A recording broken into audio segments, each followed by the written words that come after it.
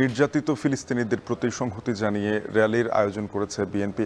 এ বিষয়ে যুক্ত হবেন সহকর্মী সিফাত শাহরিয়ার। সিফাত, জানাবেন যে গতকালই আমরা দেখছিলাম ইসরায়েলি আগ্রাসনের বিরুদ্ধে বিএনপির প্রচার প্রচারণা ছিল। আজকে নেতাকর্মীদের উপস্থিতি কতটা দেখছেন, তারা কি বলছেন?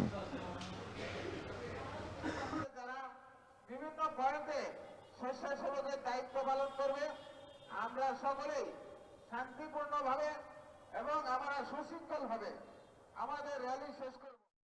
নির্যাতিত ফিলিস্তিনিদের পক্ষে সংহতি জানিয়ে আজকের যে র্যালি সেটি আনুষ্ঠানিকভাবে শুরু হবে।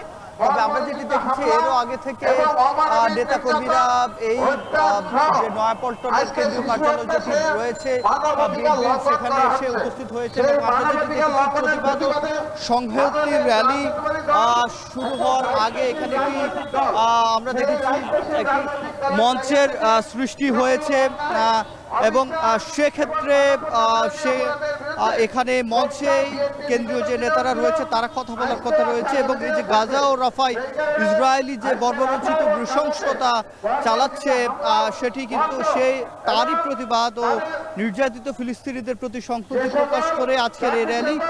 এবং এই র্যালিতে বিএনপির কেন্দ্রীয় যে নেতারা রয়েছেন তারা তো উপস্থিত থাকবেনই। ঢাকা এবং এর উপকণ্ঠের যে জেলাগুলো রয়েছে সেই জেলাগুলো থেকে তারা এসে এখানে জড়ো হবেন এবং সেই সাথে এই র্যালিটি 4টায় শুরু হবে এবং শুরু হওয়ার পর থেকে এটি মালিবাগে গিয়ে শেষ হবে। অর্থাৎ এই নয়াপল্টন থেকে শুরু হওয়া মিছিল সেটি নাইটেঙ্গেল মোড় পার হয়ে একেবারে সবশেষ যে মালিবাগ, সে মালিবাগে গিয়ে শেষ হবে।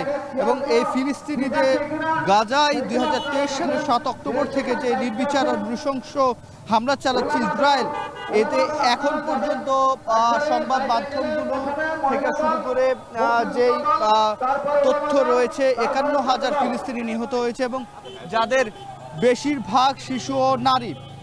যেখানে দেখা যাচ্ছে তারা মানবতা তো মানছেই না, সেক্ষেত্রে যে আন্তর্জাতিক আইন যেগুলো রয়েছে সেগুলো তারা স্পষ্টত লঙ্ঘন করছে।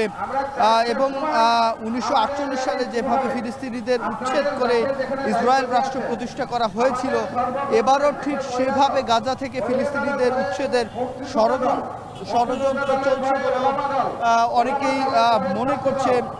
এবং আজকের এই যে সংহতি র্যালি এবং প্রতিবাদ যে সমাবেশ সেটি কাকরাইল, শান্তিনগর, মালিবাগ, মগবাজার হয়ে বাংলা মোটর গিয়ে শেষ হবে।